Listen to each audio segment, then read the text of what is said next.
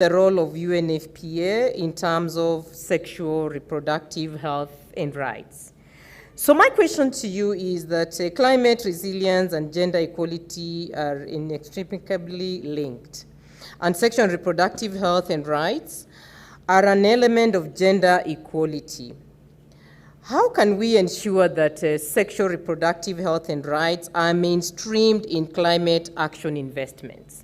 Because it appears far-fetched, but clearly when you get to look into it, it has everything to do with climate change. You have the floor, 5 minutes. Yeah, thank you, Commissioner Winnie.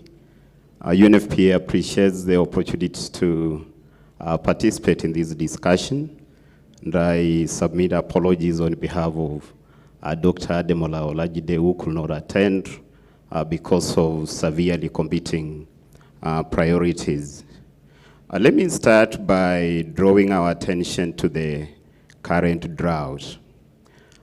We've had sufficient emphasis on aspects of food insecurity, aspects of acute water shortages, malnutrition, and so forth. These issues are valid, they're important, and quite relevant. But you'll realize that aspects of sexual and reproductive health, aspects of protection risks are falling through the cracks. We have 2.5 million people who have been affected by the drought across 23 counties, mostly ASAL counties. When we apply our minimum initial service package calculators, UNFPA, the data that we get is that out of these 2.5 million people, 650,000 are women of reproductive age. 500,000 are sexually active men.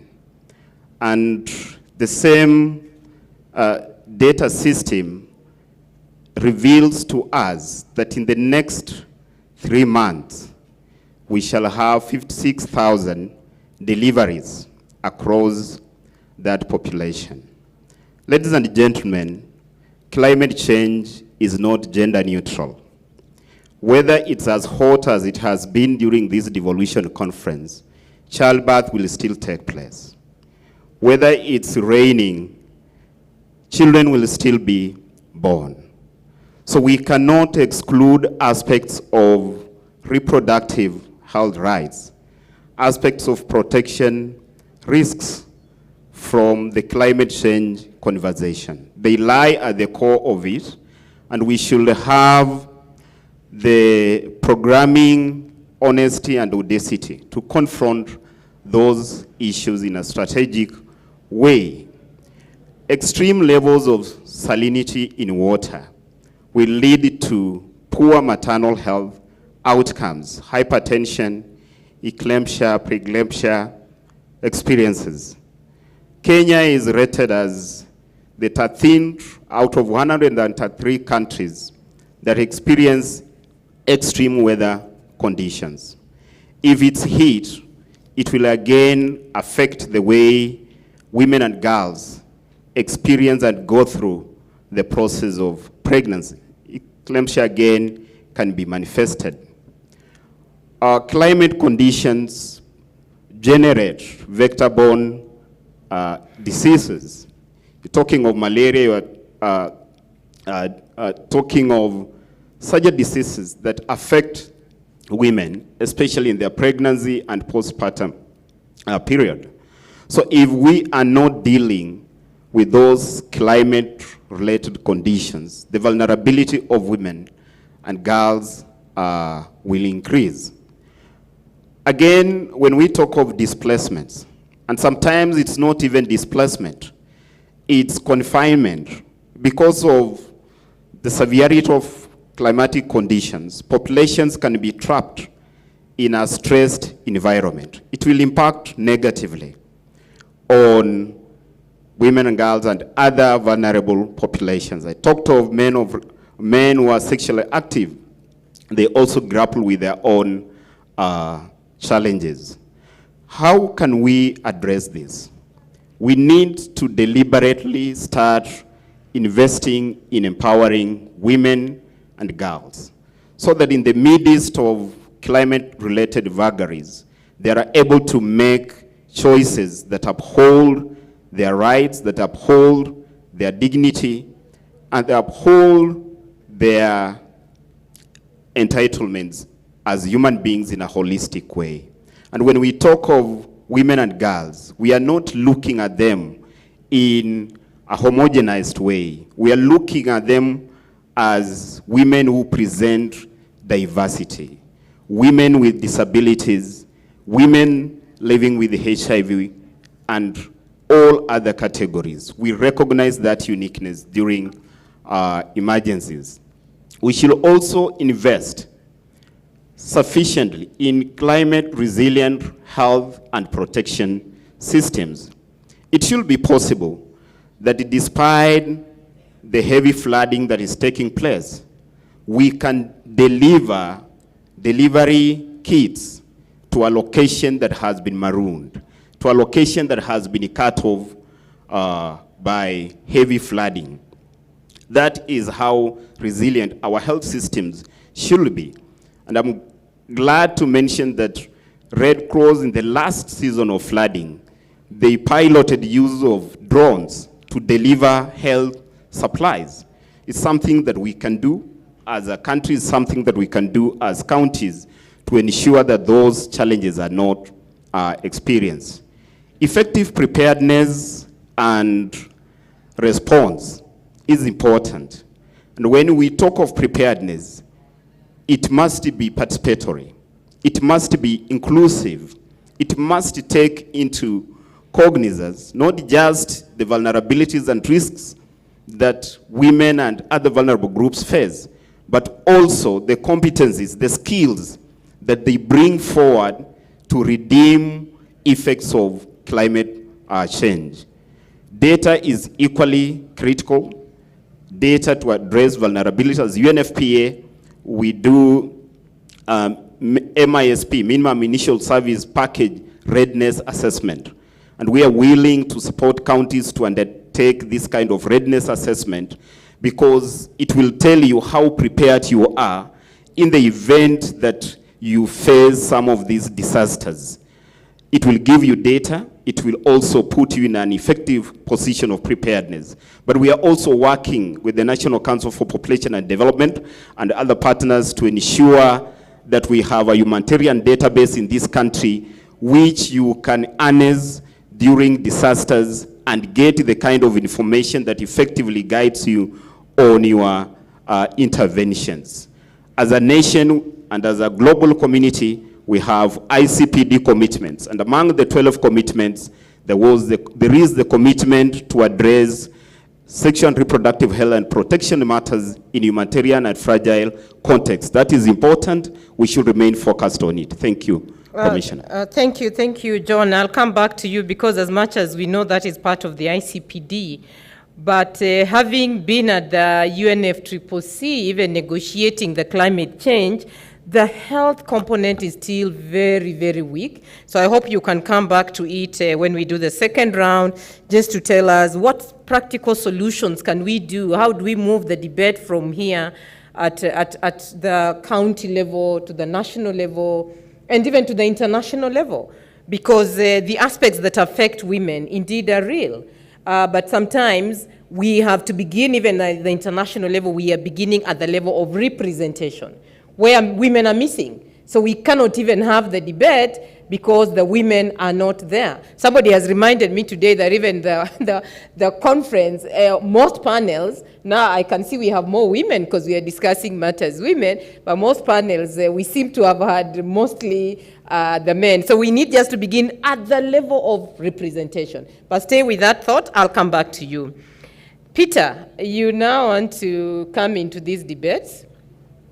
And a lot has been said about climate finance. And the FLOCA now is the new kid, or the new kid on the block. And we hope that that program as designed It aims to strengthen county government's capacity to plan and monitor resilience, investments also.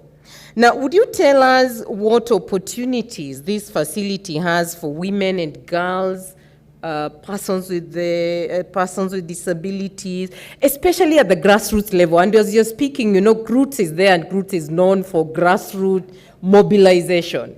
So we will not let you go.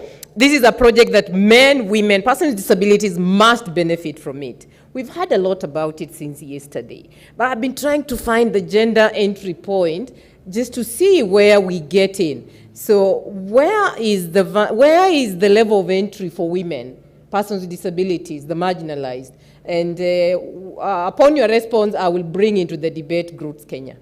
Thank you, Peter. Great. And it is also great to give us Floka opportunity to see where is the entrance for women. And I'm very happy that you have not seen it. You only see it if it is one point of entry. But if it is throughout the process and the design, so it is for women. And that is why Floka is a women, put women, people with a disability, girls, the ones which have been born, the one which will be born, but far the most important is my oldest, most vulnerable, my grandmother in the household. Floka is designed with gender at the pillar and at the core.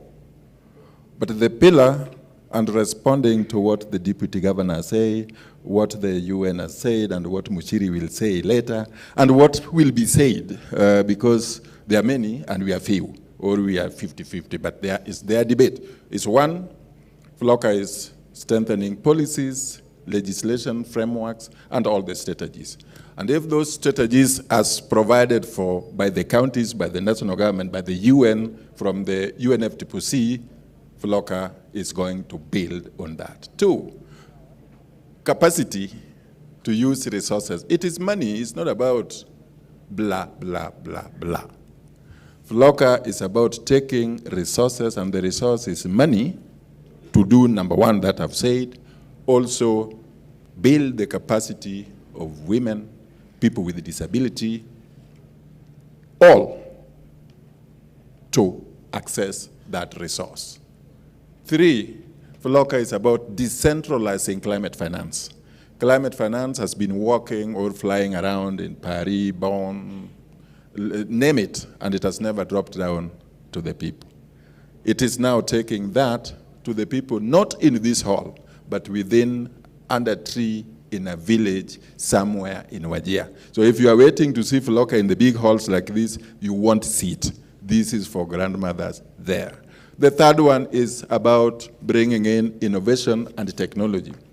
If you look at the problems that are causing climate change, whether it is emission, less water because of the warming earth, or it is low productivity, as has been said, or it is increasing health issues, more diseases are emerging, or hunger and drought, or emergencies that are coming, including those will come after COVID. We may now not have a mask, but I know, and we will know, that climate change-related emergencies are coming.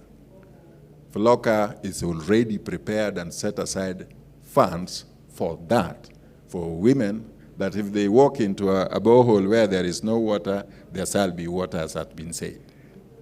Peter, I am forced to come in. I know me and you have been on the cold streets of Bonn for many years.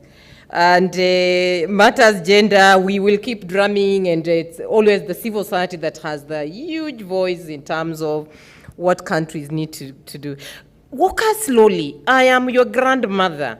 I want to know where I will find this animal called Floka. What do I need to do?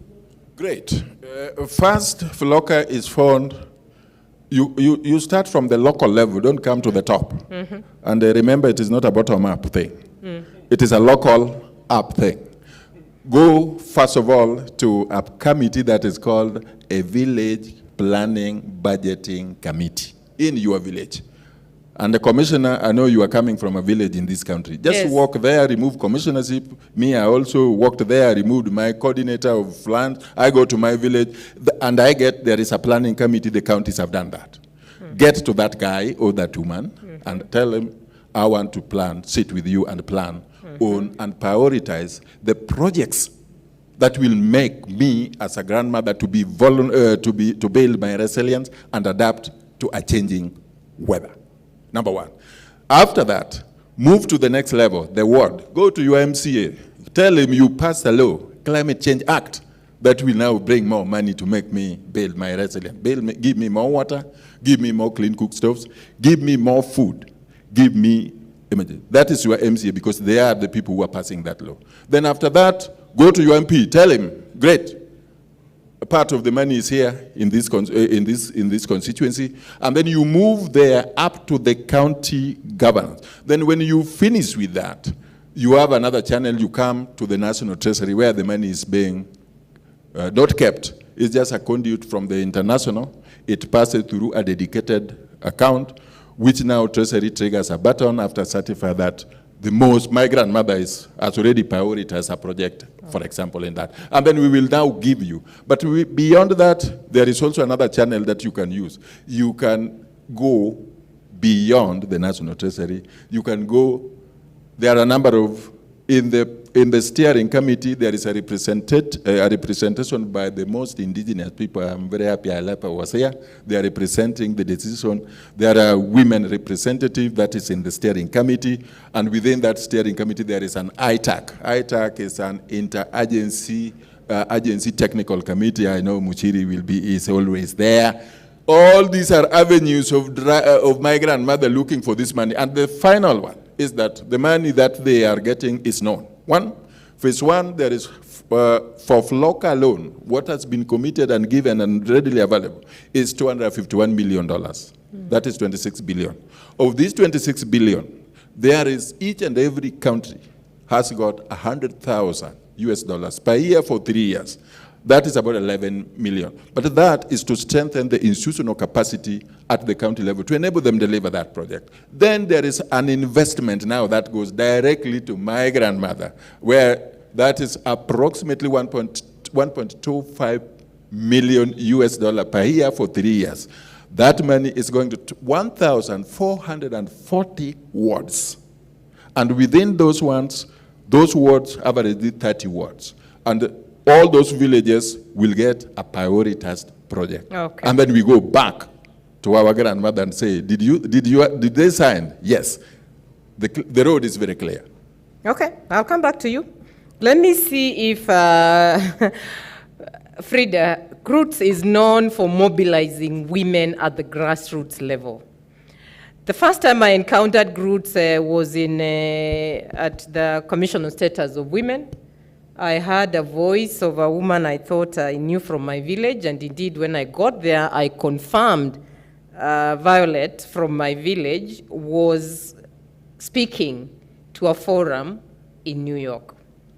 You've listened to Peter, and of course I know that you've been working around the issues of climate change. Would you highlight to us some of the gaps that you think exist? And having listened to the Deputy Governor representing the Governor, and having listened to UNFPA, could you tell us whether you think greater involvement of women is already a part of the consideration? And if not, how do we get more women, more girls involved? Thank you, Commissioner. I've listened to all of them, and I want to tell Peter that my grandmother is not here in this conference. So what he forgot to say is that he will need an intermediary in terms of civil society to also get that information to our grandmothers who are not here. I think there's commitment. There's some level of commitment in terms of words, or what I would call lip service, or in text when you read the document that the government developing, whether they are policies, framework, or legislation, to include the women in climate action. But that is not followed in practice. And I will give you an example. When the president opening the session, he said that women are disproportionately impacted by the effects of climate change, rightfully so. And that's not unique to Kenya. It's even recognized in the Paris Agreement. But when we were launching Floka, the people who were called to come and launch Floka, it was C.S. Matiang'i, I don't know, Governor Wambora. I mean, there was no Kenyan woman represented in that exercise. And it's a very symbolic exercise because it's about resourcing. So what are you telling us? The president cannot say that the women are the most impacted, but when it comes to sharing the money, that woman is not visible anywhere. That's the measure of commitment. And if we are to use just that indicator, then we are not doing quite well. I want to say that as civil society, of course, we've come in to try and support the government to deliver better, to fill in the gaps that are left behind either by the state or county government, and building an active citizenry is very important. Remember, even our civic education and public participation is very gender blind. Sometimes when we mobilize communities, actually in the mind of many Kenyans, communities mean men. So you have to be very intentional to make sure that the women are coming on board. And that's why you see, I know sometimes people complain that there are a lot of women economic programs that are coming up, but it is because we are recognizing the gap that is there. That is why UN Women and Koika has invested more than $500 million in Laikipia, in West Pokot, in Kitui, to bring the voices of women in climate action, to engender climate smart agriculture in those counties, to accelerate adoptions of technology. And those kind of investment are really critical and necessary to complement what the county governments are doing. The other thing is being deliberate to make sure that in this development of laws and acts, as they were mentioned here, I think the speaker and Dewan talked about 33 policies and acts that have been put in place, that the voices of women are represented in there. And I want to flag out Kiambu, because I've participated very strongly in the development of their Policy and Climate Change Act. And I like the way the county started, because it started by engaging us as civil society to mobilize grassroots women to map the impact of climate change in that county. And that evidence is what they've used to develop the policy. Eventually, they've also developed the act. Of course, I have my reservation in terms of the institutional framework of the Climate Change Act that the counties are putting in place, and I'm isolating the one for Kiambu because it's the one that I know, and Peter, maybe this is somewhere you'd comment. The institutional framework starts with a steering committee that is represented by the CECs, then a technical committee that is composed of directors, the directors of the county. Then there is a sub-county committee that is composed of sub-county directors. Then there is a ward committee. That is where the community people actually come in. And you know that is also an area of competition, because when people know there is resources, then the usual opinion leaders who are largely young men and adult men are the one who will occupy those spaces, save for the constitution provide the 30%. And if we get women who are also not informed, who have no opportunity to come to these devolution conferences and learn about FLOCA, then even their participation in that space will not be effective. That is where the gap will be with the FLOCA. Peter. Thank you, Groot, and I hope that this debate keeps alive. We are getting to the next CIDP development, and we all know that is where we need to make the difference. So I am hoping that this debate gets itself into the beginning of the CIDPs as the process begins. Peter, I hope you've noted that. We'll come back to you. Now, I want to get into this, and we'll want to throw our female farmer who is on this platform into this debate. Because we seem to be talking about this abstract woman, abstract person with disability. And clearly, aspects of climate change do affect us. And you can see, you planted your crops and the rains failed and you did not get anything. Or you got your animals and they all died overnight. Now, Wairimu is a female farmer accelerating rural women in agriculture, markets, and trade project, but you can talk a little bit about yourself when you take the floor. So what has been your experience as a farmer from the impact of climate change in the country? And I mean to say that at times the farmers are experiencing the impact and nobody has given them the information on what to expect. Of course, we had the meteorological department talking about the early signs, but give us your experience. Wairimu, what has been your experience? Thank you very much. Good afternoon. Good afternoon. I'll start by introducing myself. I'm Makueni County from Nakuru County, Molo Sub-County, Turi Ward. That's where I do my farming. I have a land which I have inherited from my late dad, 15 acres. So I urge every gentleman in this room to give her daughter a land. So I am a mother of 2 adult children who have gone to school, gone to college, and they have finished. And instead of getting employment, I engaged them in farming. They admired me. I have coached them. I have mentored them. I've made farming to be sexy to them, because that's what the youth say. I went to school in the schools that are called polling stations, not the group of schools. In terms of farming, I do horticulture and daily value chain. I farm cabbages, carrots, peas, and potatoes. And after that, let me mix even in Kiswahili. I'm a rural farmer. I'm also a coach in farming. And what do I mean by being a coach?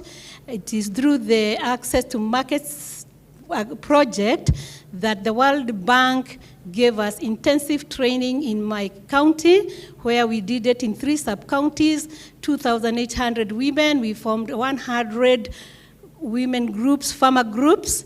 That's where we learned about farming, and I'm a coach, and I do coach farmer groups. Also, through the Ministry of Agriculture, when they realized that I uptook the best farming practices, they also bring interns in my farm. That is from Egerton University. The effects of... Yeah, clap if you think you really need to applaud that, please do. Thank you.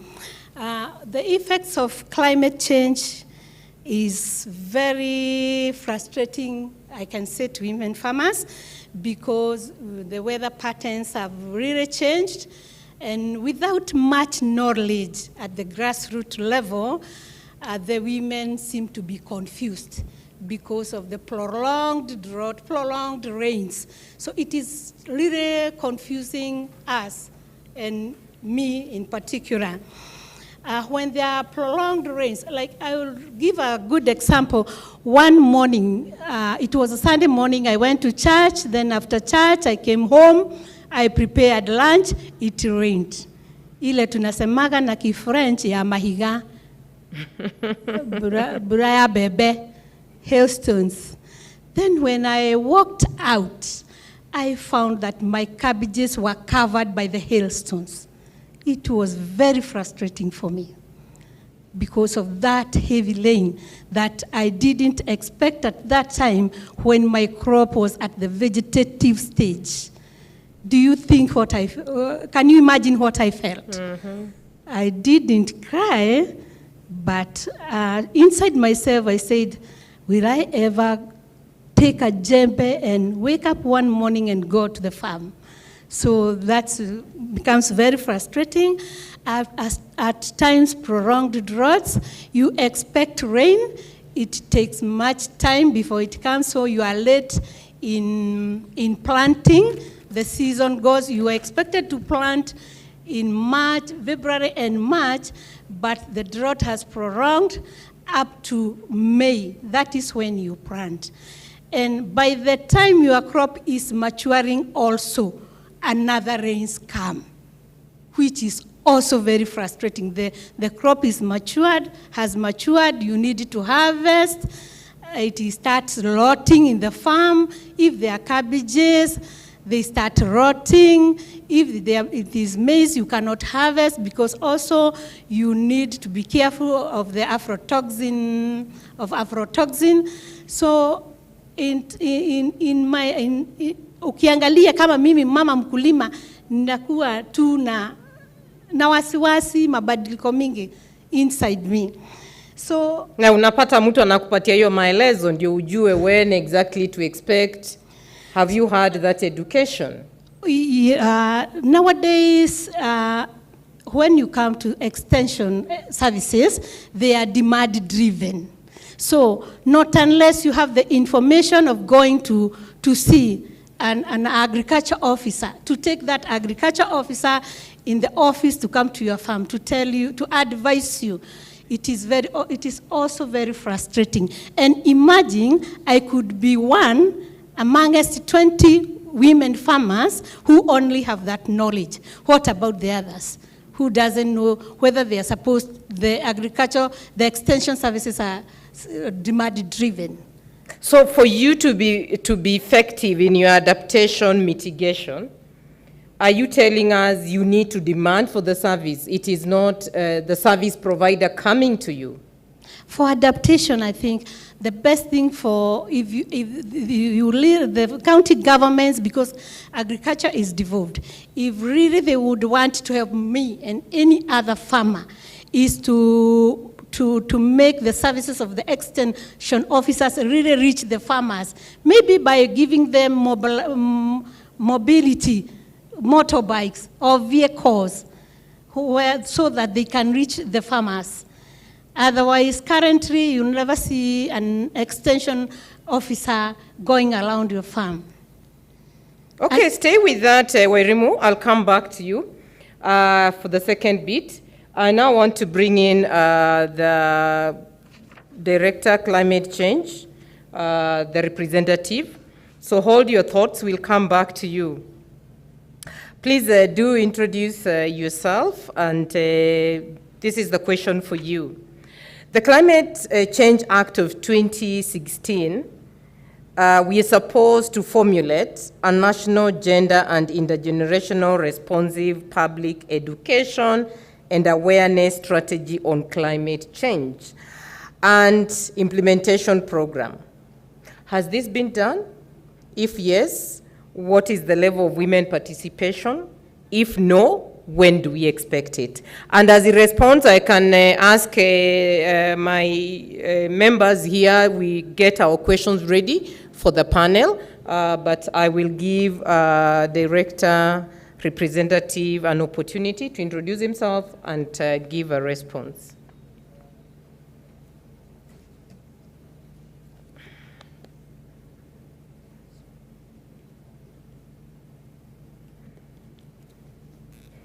Is it? Could we have a working mic?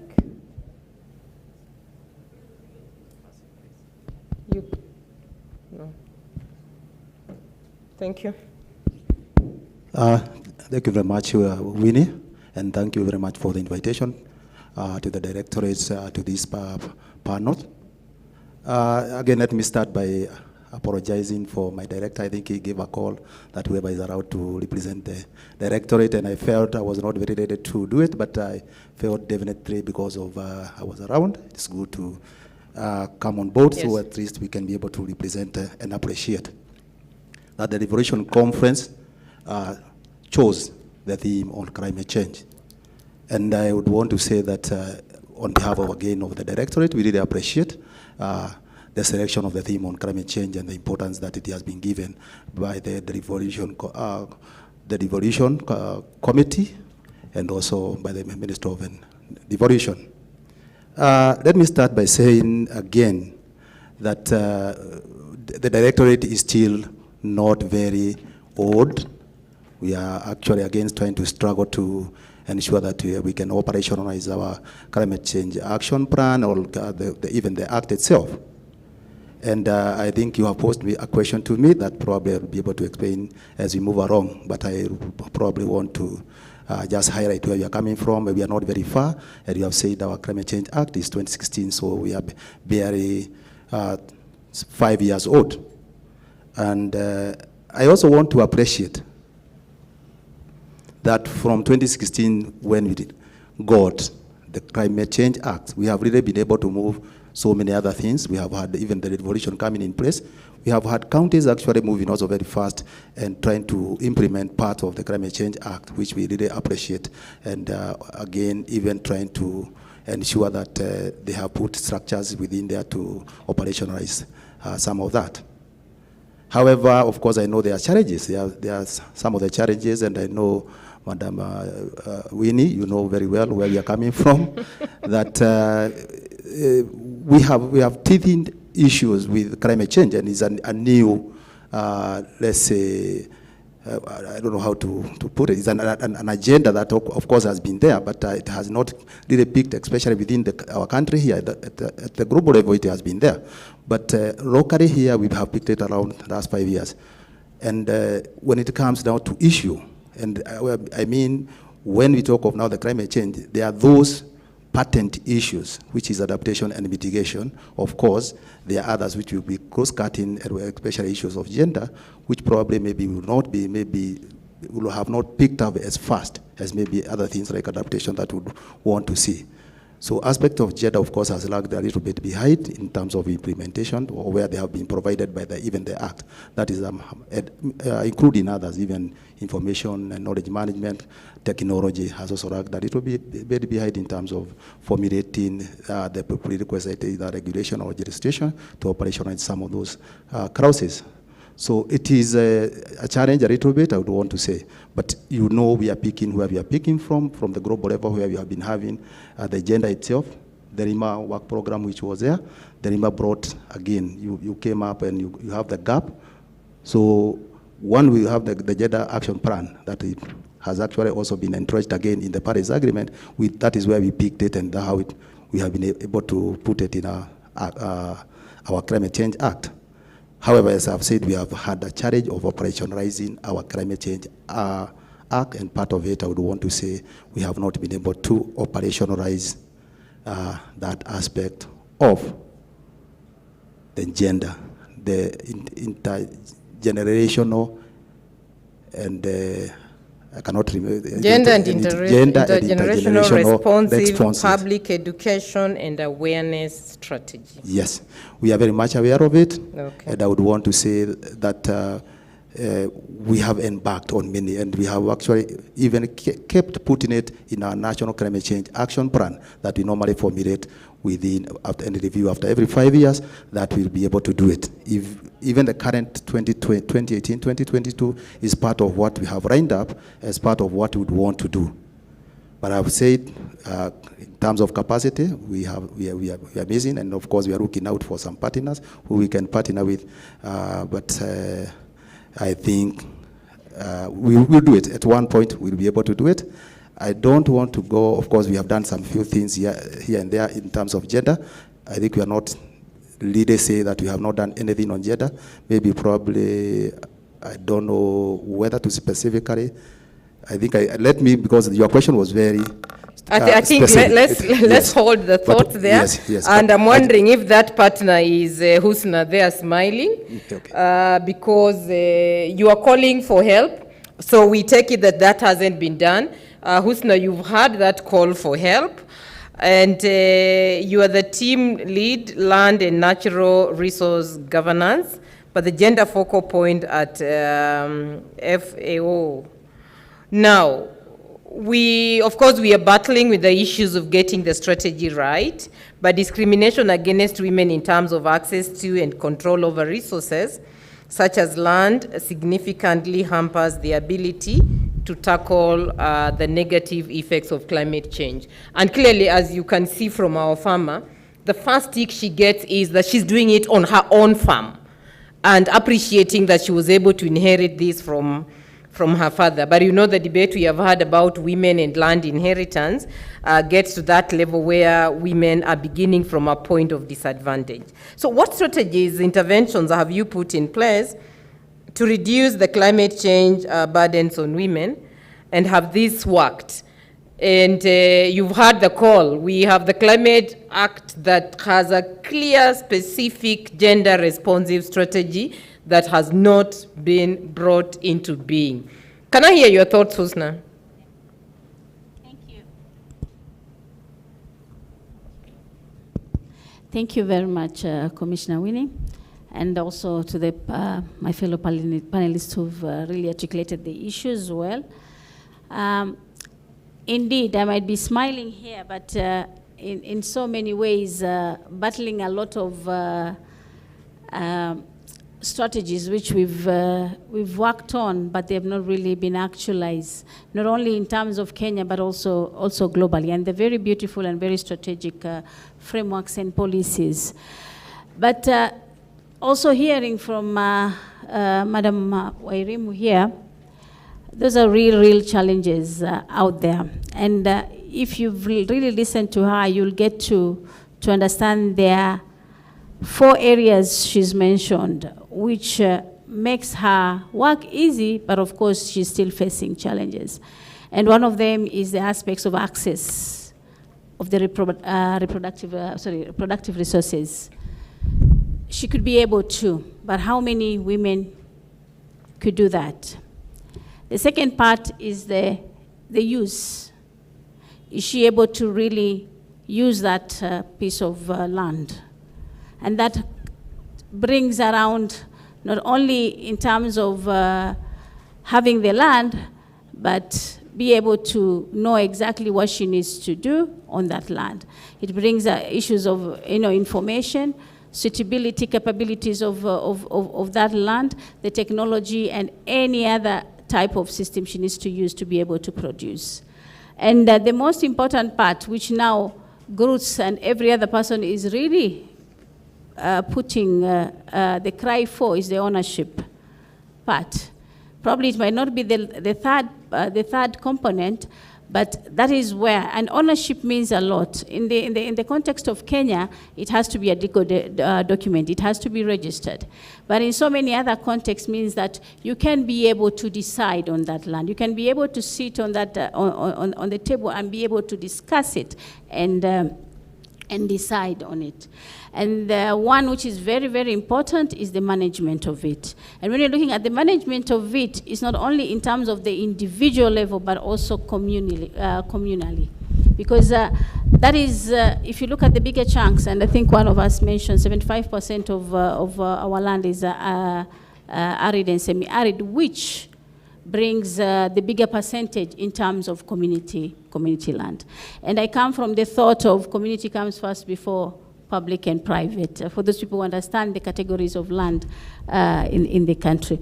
So already, it gives you the 4 areas which Wairimu has gone through, and which we are expecting that every other woman will be able to go through. So you can imagine, if you cannot be able to have access, you cannot use, you cannot own, and you cannot manage, so that means, apart from the climatic issues which are being brought, or which we are facing, there is more to what really a woman is affected on.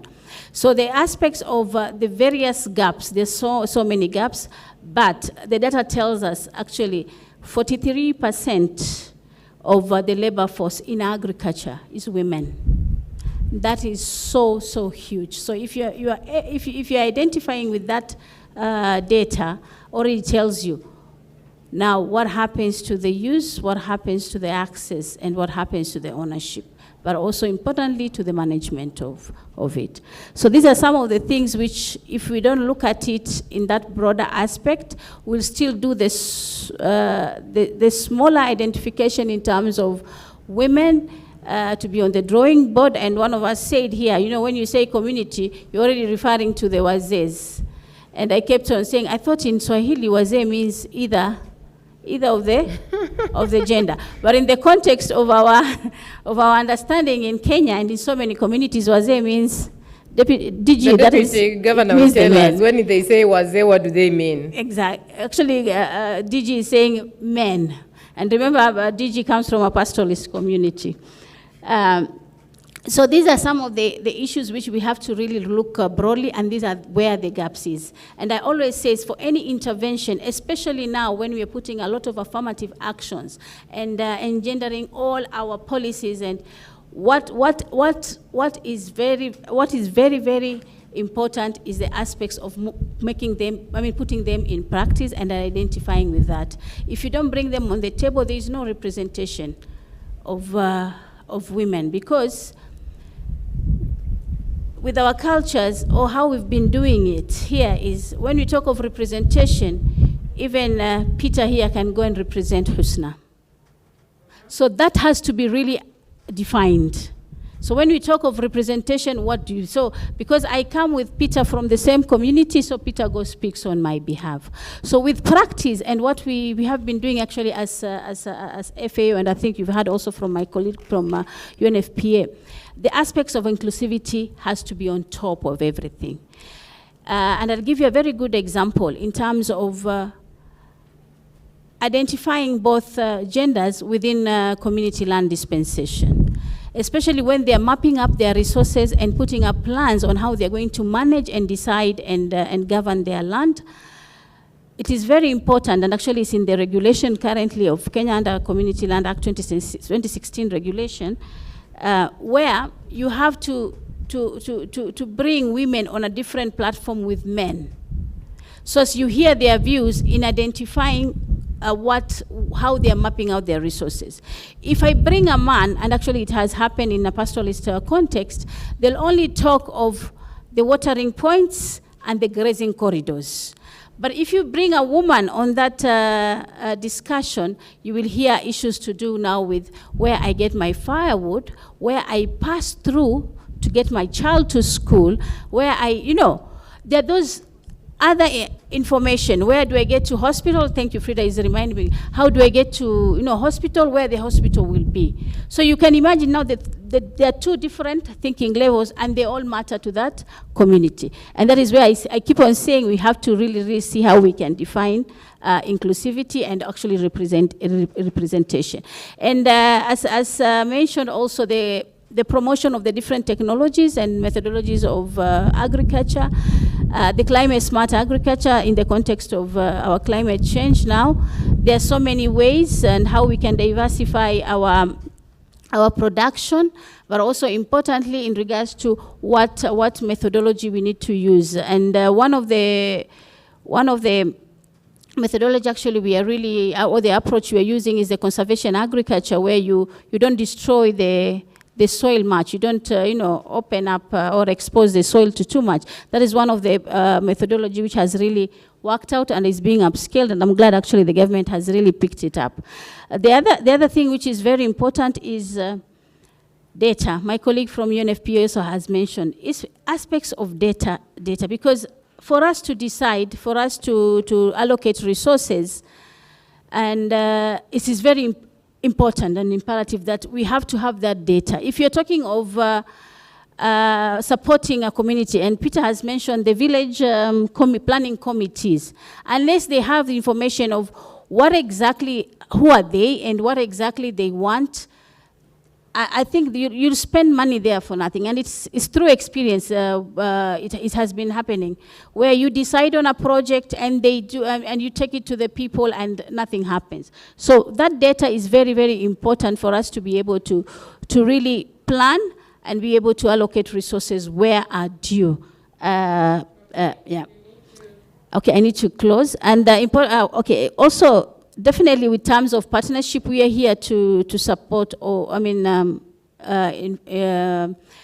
strategies and any innovation in this country. Of course, we are a specialized technical agency of the UN, and we've been working closely with the government and both state and non-state actors to be able to promote best practices in Kenya. And definitely, with any approach, there has to be a demand, and that demand has to be really worked on. And that is why we say we are here to align our work with the government, but importantly for the government to really take lead in facilitation of every other strategy they put in place. And that now brings me to the question, Commissioner Winnie, where you say, are we ready to to support, are we ready? We are always ready, and I'm sure my colleague here from UNFPA will state the same. We are always ready to support where need be. The only thing it takes on a knock, isn't it? The Lord said, knock and you'll be? The door will be open. Yes. So I hope that is taken home. We will come back to you. I just now need to open it up. Anybody with a question or comment? Could somebody help us take the mic? Any question or comment as we are moving the mic to you? Again, just to say, when we talk about the data, it's easier to talk about data disaggregated, and sometimes we only disaggregate it by sex. But I think we are talking about gender statistics. So if you look at the SDGs, the reporting indicators, they go beyond men and female, boys and girls. How do we think about disaggregated data? So, Deputy Governor, when you are thinking about putting your borehole, and she has challenged you, when you think about a ball for the community and you put one, and one of the counties I am trying to do an analysis and that came out. So you put it in the same place for animals and for family usage. And you know very well that when the men come with the animals, the women will not be there. They have to stay back until the animals have cleared for them now to come and get water for domestic use. And when they are late with their domestic chores, that leads to gender-based violence. So how are we planning with men and women in mind? Deputy Governor, you have the mic. Yeah, my question, thank you very much, the panel, and especially the two, the farmer, the Groots, and the fowl. Fowl. Your gender analysis is, and I'm asking, what support are you giving to counties to actually make sure that as we plan our programs, there is gender analysis? That's the question. Then from the Deputy Governor, Marsabit. I worked in Marsabit, and I know the position and condition of women. What analysis are you doing to actually make sure that women, first of all, have access and control of the water sources, because that is the major. Yeah, also the other thing is, how are you reducing the women's workload? I worked in Bubisa, I worked in Maikona, I worked in North Hall, and I know how many hours women spend.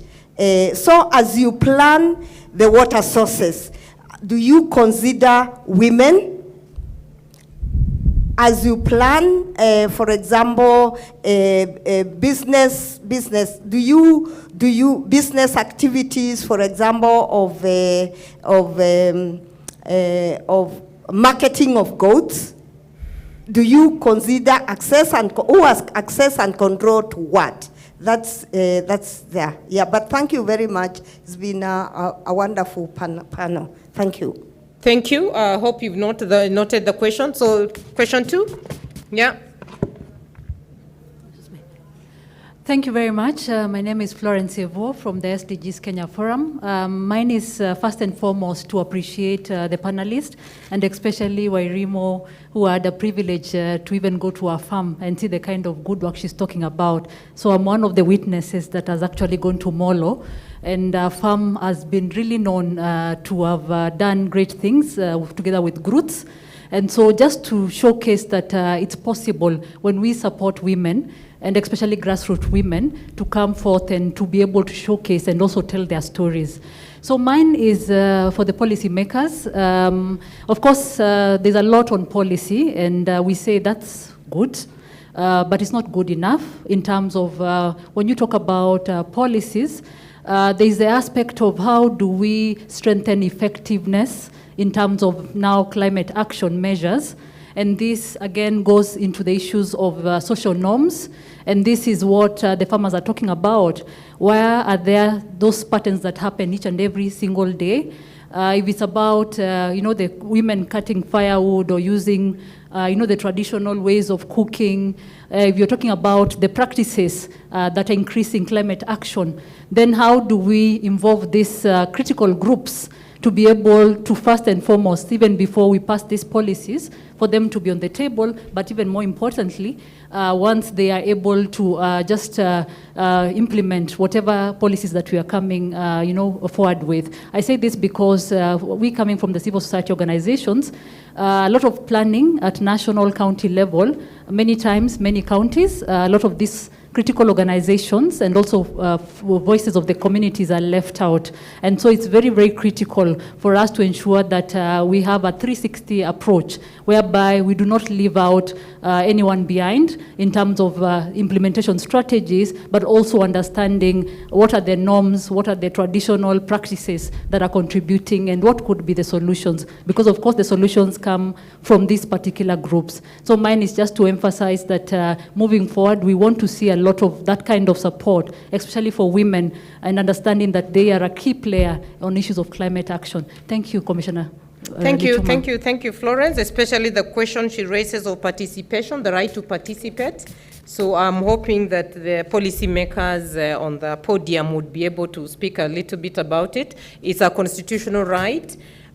We give it sometime an opportunity to go around. I have gone around several counties, and sometimes you hear a vehicle going around saying, mukutano, mukutano, mukutano kesho. Is that enough participation? How do we get full participation? Because if, for example, in this county, the DG, you are here, if you took your vehicle to go around to say, mukutano kesho, kesho, there are high chances that women are home now making dinner, so they will not even get the message and will not turn up. So we really are talking about cultural norms, practices. How do we get the message to where it needs to be? So I hope somebody will come in with a response. Thank you, Florence. Any other comment? I saw your hand, somebody's hand up. Yes, right. You have the mic. Okay, I'll just make a comment, and I think we are not so many, so I'm visible. So my name is Nancy Omolo, and I'm in the FLOCA program under the Treasury. My boss is there, Peter Thengo. So maybe I'll just make some comments just to add on what he said, and maybe I might just pose one or two questions. So I think even for the FLOCA program, which is working under the Treasury, to have a gender specialist, because my position is a specialist, is a very huge step ahead, because the Treasury has never had a gender specialist. So this is the first time that they're having a gender specialist. And when I talk to the Council of Governors, they say they don't even know that FLOCA program has a gender specialist. So it shows for them to take that step and consider that it's important for them to have a gender specialist in the program is very important. And under FLOCA, we are focusing on 3 areas. We are focusing on agriculture, environment, and water. And these are 3 sectors which are very important to women, and is also in line with the NDCs. Then another thing I want to say is that under the gender, we are focusing a lot on gaps in participation in local climate decision making.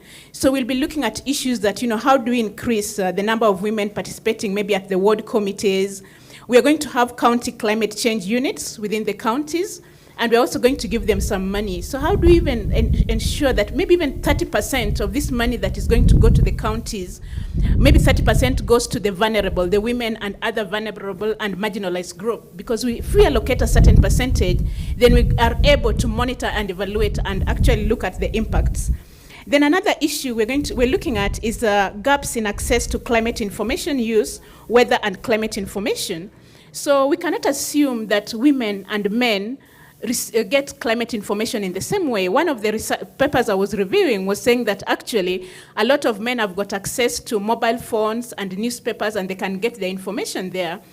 And women were more likely to get information from the women groups or from the churches. And when it comes to radio, most women and men have access to radio information, because when I talk to women, they tell me, oh, I can listen to radio as I cook, and then I get my information. And even when you talk about access to climate information, one of the farmers on the stage just said that, one day she woke up and find, all her cabbages covered in, was it the snow, wherever? How do we ensure that farmers have access to insurance? So as FLOCA, when we're going down there, we're going to be working with, we're already a consortium. FLOCA is working with the Council of Governors, is working with the Ministry of Environment, we are working with the Ministry of Labor and Social Protection. And when we go there, we're going to be working also with the civil society. I can see the GROOTS is there.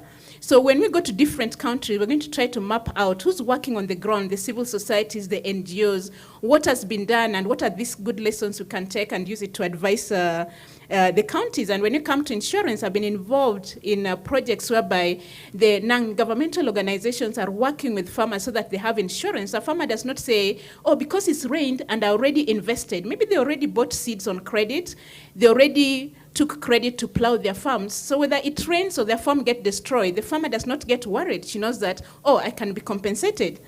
Then another last area we're looking at. You need to make it your last. My last one, we're looking at climate finance. So generally, when we look at Kenya, even between 2014 to 2018, it's estimated that only around 10% of agricultural credit went to women. And FLOCA is about how do women access climate finance at the local level. And when we do this, we look to what happened in the Glasgow and also what we want to do. The focus was on climate action at the local level, because we can talk about all these many things, but what difference does it make to the grandmother? What difference does it make to the youth at the local level? Thank you. Thank you. I hope you've noted that and you'll come to it. But just a quick rejoinder to that. Going to the communities, you're going to the communities that already know where the problem is. Communities have been doing this forever. I think that's where in programming we sometimes get it wrong. We are going to reinvent the wheel. That farmer there, it's just that Croots did not want to really blow their trumpet. That farmer is seated there courtesy of Croots on already a World Bank project. Am I right? They already went and built their capacities, and already they have women societies that are able to engage. Maybe you need your clear strategy, gender mainstreaming strategy in this, and please involve civil society, because then they will get the issues on board and you are not struggling to get with the issues that already have been decided. Civil society, I know they will be asking questions, but let them not be an afterthought. In that strategy, there must be room for civil society so that they are getting to move the agenda that is already being worked on. We had a last person with their hand up. Yes. Okay, so we will have our brother there, and then you will be, we have CEC, my classmate Claire, and then you'll be the last. Make it brief. My name is Edward Masinde from Kakamega. And mine is more of an input, because you realize women are the ones who work on the farm. And when we have proceeds from that farm, once they are sold, we have been taking the money. So me, I will encourage the stakeholders that are here. If we can have, we can sensitize families, maybe on the budgeting, on training, so that also men and women can understand the basic needs of the family. When we have proceeds, they can share equally, or men can understand that, hey, this woman also, she has some basic needs at once that she needs to use money to, rather than just men taking all the money away. Thank you. Yeah, that one, I think we need to clap for him. So that's my county. So you have spoken like the men from Kakamega. I worked in Kiambu some many years ago as a magistrate, and I liked the Kiambu women. Around coffee farming, the account was in the name of the man. But when the boom was paid, the entire family went to KCB. The man took his and went. The woman and the children also took their share. And around that time, issues of robbery, young women robbing old men, were quite on the rise. The rest is history. Very well said. CEC Claire. Thank you very much, Madam Commissioner. My name is Claire Wanyama. I'm the CEC for Health at Trans Nzoia County. First and foremost, I want to thank the panelists for the conversation that we have had. It is a big eye-opener. I come from a county, and I can tell our governor in the morning alluded to the fact that indeed counties are the first brand in response in terms of climate change impact. And in health, I know very well that whenever there is climate change issues, we have women, we have children who suffer and bear the hardest brand. I have no doubt about that. Issues, sexual health, reproductive health, rights are thrown to the window. Because at that time, what is very critical is food security, looking for food for the children. Issues around teenage pregnancies then come up. Why? Because you all know what it means. All they are looking for, we have then gender-based violence that we see in counties. What I can contribute here is that I know we have our honorable members of the county assembly present, probably. We have our honorable maybe county executives present. We have been given information. There is need for us to go back there, look around our coming, the county, the integrated development plans, CIDPs. We have to ensure that we mainstream this information around climate change in the CIDP. And when do we do it?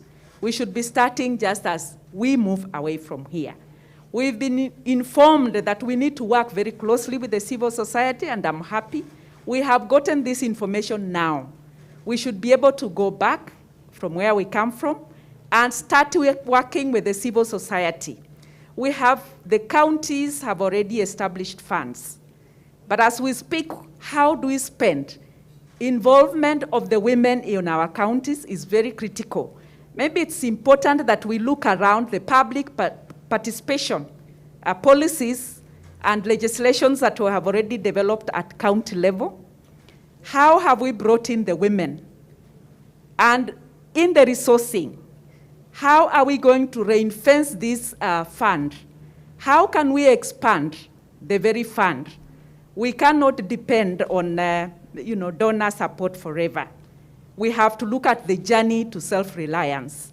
How do we do it? What kind of initiatives can we put in place to ensure that we sustain these programs beyond the donor support? I think that is the comment. Over and above that, thank you very much for the comments. Thank you. And the last speaker? Yes. The mic? Is that the chair?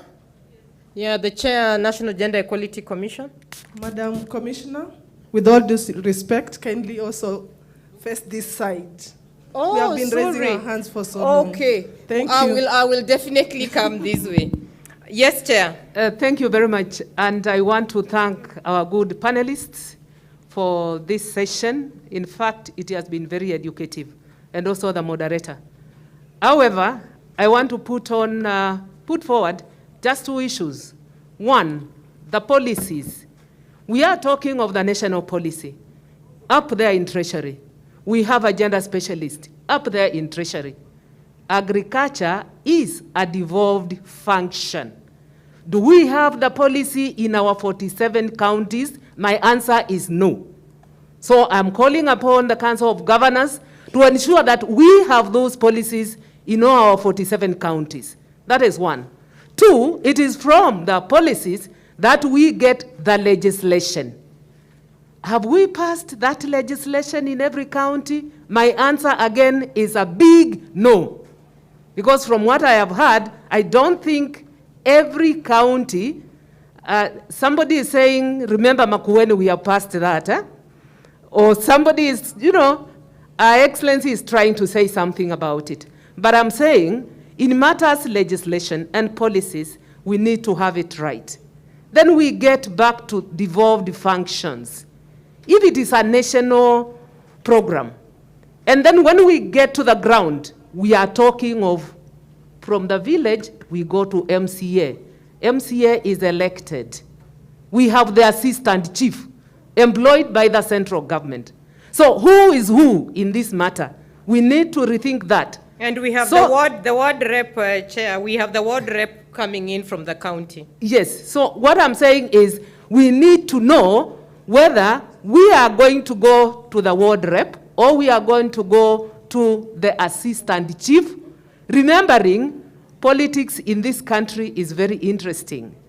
And if we leave everything to the politicians, I don't think the farmer down there will benefit if they are on one side of the divide. So we need to think of the strategies that are going to help that local person so that they can participate. I actually want to put this to Treasury. How are we dealing with this project, particularly the agriculture and water area, whatever is the water arm of it, at the local level? Because from what I have heard, I am still not clear whether my grandmother would be able to follow it up, and we would want to follow it up. Once more, let me go back to the policies. Please remember, the National Gender and Equality Commission is, as per law, expected to look at those policies and ensure they do not discriminate, at those laws, and ensure they do not discriminate. Get in touch with us, we shall look at them. Thank you. Thank you, Chair. Okay, now I'm this way. My apologies. Yes. Thank you, and the apology accepted. Good evening once again, all protocol observed. My name is Agneta Karembo.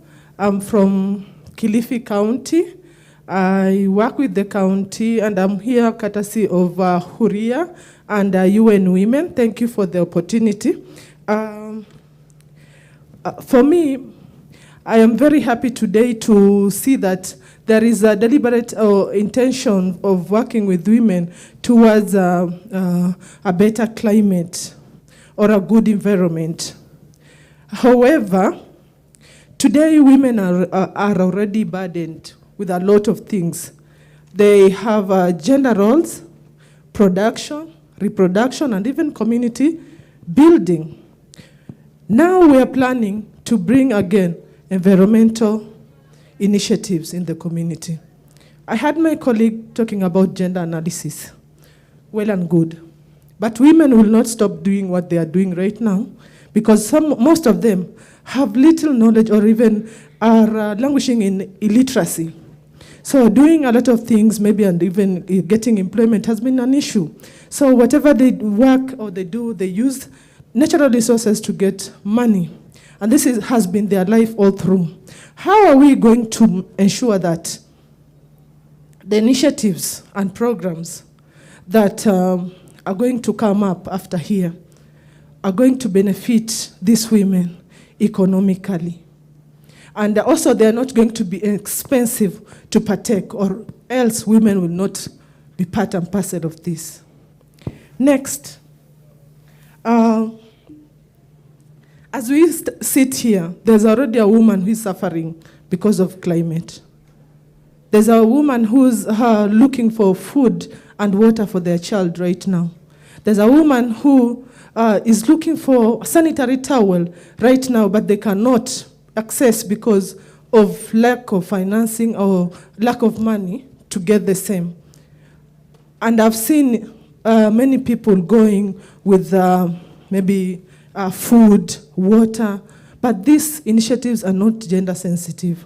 How are we thinking of ensuring that as we respond to the climate or disasters that are caused by climate change, how are we ensuring that we are gender sensitive? For example, the other day in my county, the families were given every family was being given 20 liters of water, and some families have women who need to take bath in the morning, and maybe afternoon they want to go to the toilet with the water, but then again, that is not considered. Everyone is given that amount of, the men 20 liters, the women 20 liters. Are there any initiatives to ensure that we are responding and we are gender sensitive at that point? Thank you. Thank you. Yes. Move the mic here. And then our brother here will be the last. Thank you very much. Thank you, the panelists, all protocols observed. I'm Nuria Golo, Alake from Marsabit County. I'm glad my DG is there on the podium. Issues, women, is mostly generalized. As we know, Kenya has women, and the women come from the different context. I'm a pastoralist woman. The context a pastoralist woman suffers from the effect of climate change is not the context a farmer suffers from. A pastoralist woman, while shifting from one place to another in search of water, can deliver while she's on top of a camel. We need to consider the different dimensions women are in. I'm not really satisfied when we talk generally about women and we have conditions which if we explain here, all of you will go into tears. So kindly, the policymakers, why don't you come down to the villages and see? And concerning publicity, we are very good for publicity only when it comes to maybe drought, food shortage, people are dying of hunger. Positive things also should come out. But the publicity about the suffering of women should also be shown the way it has been shown today, the steps devolution has gone through. All of us were excited, all of us were happy. But the suffering also needs to be known by the rest of the Kenyans. If the rest of the Kenyans see women like them as suffering in such big magnitude, I think even the women will be up in arms. Another thing, we are so much concentrating on agriculture. I'm sorry to say. Agriculture is our livelihood. Of course, we have to be fed. But we are forgetting our livelihood, pastoralism. Pastoralist women and the pastoralist livelihood. People who move from place to place in search of water and pasture. You leave your 1-month-old baby for 3 nights in order to water the animals. And then you come and breastfeed again. These are the situations we are in. They are not coming out very well. I'm sure the county has considered all that. But do the county have that resources to address all those problems? Because the problems are just too many. Then comes the SGBV. It's one thing to suffer from climate change, one thing to be marginalized, another thing to be single, another thing to be disabled, another thing to be a woman. What if you put all of them together? You don't even know how to explain it. So I think as much as the agriculturalists are suffering, the pastoralists are equally suffering. And I thought today, I thank God the groups have brought our sister from the farmer folks. I thought a pastoralist could sit there and talk about pastoralism. I am here courtesy of UN Women. Thanks to them. But what about the woman who is in the village, who has not even seen food for the last 2, 3 days or 4 days, and she's suckling a baby, whose children cannot go to school because they cannot eat, because even the school feeding program is no longer in progress. So kindly, let us look openly, let's look with an open mind, widely, and talk about women in the different specific context, and not forgetting livestock. My question is... You need to be winding up, my sister. Okay. Yeah. I said there's a bias towards agriculture, and my question is, the awareness of vulnerability of women in the different contexts should be addressed from national to county level. It should not be a county level thing. Kama tungekuwa na shida nyingi ya chakula, hata people from Nyeri can bring us food, and others can bring us pads, and we all be at the same level. So kindly, our issues are not coming out very well. I want to react from her. You will. Just note it, you will. So of course, thank you for bringing out the context within which we are debating the issue and making sure there's that balanced voice from across. Yes. Yeah, thank you, Commissioner, for this opportunity. Wonderful panel out there. My name is Patrick Musimba. I'm the Member of Parliament for Kibwezi West here in Makueni County. And mine is just a note and a challenge onto the policymakers and indeed the panel in interventions towards women. We've made significant investment in the ICT arena as a country. We poured in excess of 6 billion shillings into the national fiber optic cable. And indeed, we have 3 cables running into Kenya. And my big challenge, as I was listening to our lady farmer, is adoption of IT as a mitigation measure, because there are simple applications like AccuWeather, which if you download off your phones, will tell you on an hour-to-hour basis what sort of weather to anticipate. And so the next level thing is to challenge people like the CA to start providing, smartphones to women, ASAL areas. Yesterday I was listening to a breakout session where they were talking about mapping. Kenya has already mapped 480 hotspots around the country which are prone towards climate change. And this is the sort of information which would be shared readily on apps like that, and information which would come. And someone earlier, actually, it's Florence, who was speaking about cultural norms. And then it wouldn't matter whether the lady is on the way to go and make dinner for the family or responding to whatever other mitigating measures that are to do with cultural norms. But the information would be coming readily available.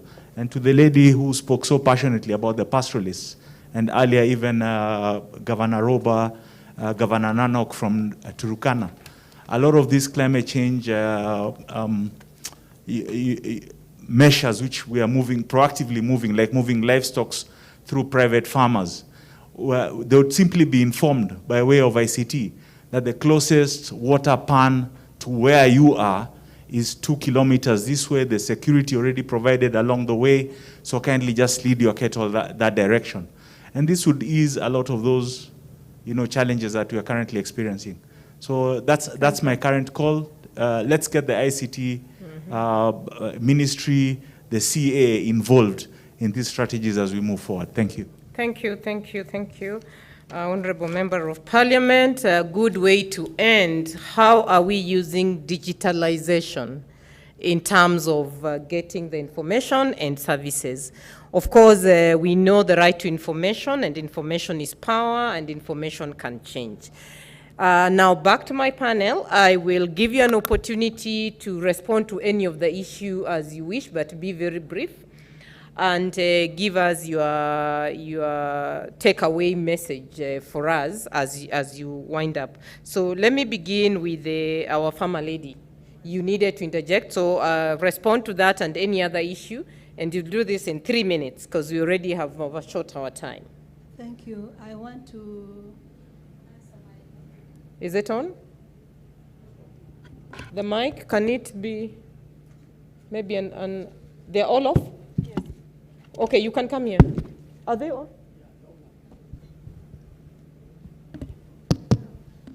It's on. Okay. My sister from the pastoralist community, I want to react from what you have said. I said I'm a community coach in farming, and currently I'm doing coaching in 77 farmer groups in Tana River. And one intervention that we are carrying on is changing the way the pastoralist women live, not following their husbands when looking for good pastors.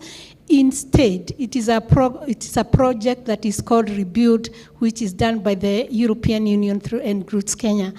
So we want them to change their way of living, not following their husbands when they go look for pastures, instead to engage in farming, and that is doable. We have them, like we have a group called Maendeleo that is in Tana River, which has 9 acres of land in the schemes, and they are farming pojo and kunde. So those are the interventions that can be made. And well, you said about the civil society can also assist in changing the livelihoods of these pastoralist women by diversifying what they normally know. I also want to, the deputy governor has gone. The deputy governor, yes, she's there. She asked, how do we help the county governments? In our farmer groups, like the 100 farmer groups we have in Molo Sub-County, Kuresoi North and Kuresoi South, we have a component of lobbying and advocacy for essential services. In that component, we do go and demand for spaces, decision-making spaces with the stakeholders. And being there, we can address the issues that affect farmers. And since agriculture is devolved, we are allocated in such committees. We also sit where they plan for World Food Day and field farm visits, and trying to bridge the gap between the farmers and the county government. And they will be aware of what is happening at the local level, at the grassroots level, because we also amplify our voices there, the challenges we face, though awaiting much to be done. Okay, thank you, Wairimu. Clearly clap for them, because that is a real empowerment project. And it's not easy. I believe the journey one has to walk will have to be beginning by empowerment to convince the men to accept that that can be done. So very well done. Frida, any response to what you heard and your concluding remarks? Yes, I would like to respond to the question raised by the Deputy Governor, DG. One of our contribution, like I said, is to provide the county with data and evidence, because that's not an area that they may generally invest in. And this we've done through co-creation. I gave an example of Kiambu County, where we mapped how women and men are impacted differently with Kiambu County. And then that helps, in terms of gender analysis, it helps to feed into the Kiambu County policy. And we've also done it in Laikipia when they were developing their CIDP. The other thing is also just supporting them to come up with those policies, you know, either through resource person that are gender experts, but also through financial support where we can. But of course, we do not compete with Husna in that area of resource support. And also strengthening the feedback loop, because counties do put policies into place, like the act that I'm talking about in the institutional framework. But at the implementation, there's so much that you learn. And because we are on the other end and we have a working relationship with this county government, it is possible, and we are privileged to be able to give them that feedback on how those policies are impacting women and men, so that they can make improvements. The other thing is the lady from Marsabit. I think one of the things that civil society really appreciates is that women are not homogeneous, and we've been very conscious in our programming that we make our programming to be very context specific. And just to add to the interventions that Wairimo raised, one of our interests also in Tana River is to make sure that women have access to land through an initiative we call land reclamation. You know, the land there is governed through a customary law. So we support them, and we prompt them to go and request for land from the Gaza Culture of Elders, and they have gotten 305 acres as we speak, 24 of them. And when... I think we need to clap for that. Yes. And when they get that land, thanks to the generous support of the European Union that have invested $500 million in the rebuild project, we are able to support them to plow that land and put it at fodder production.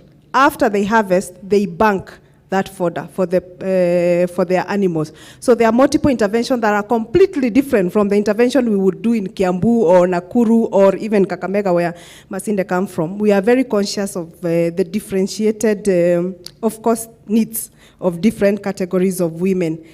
To Nancy, I'm very happy to know that there is a gender specialist at Floka. I think I feel much more safer. I will be following you. There's a bit of a missing link, because even when the climate, when the Floka unit appreciate that, you see when a county puts up a climate change act, that becomes law. When they say that the sub-county committee will comprise of sub-county directors, majority of whom are men, because they are anyway employed, automatically the system has locked them out. So no matter how much you push as a specialist or a civil society activist, the answer will be standard. But all the sub-county officers, by design at this point in time, they are men. So I don't know how we tie or we remedy that issue, but we can work together on that. Commissioner, let me leave it at that point. Yes, thank you. Of course, we have our own 2/3 gender rule representation. So if we all were just to go back and say every committee we have, we must have 2/3 representation, we would cure the issue. But where representation is by office holders, as a country, we have not been able to get to it. And the chair Gender Commission, that was my war when I was at the Gender Commission. Maybe you pick it up, where committees are appointed by holders, and you find they cannot meet the 2/3 gender rule.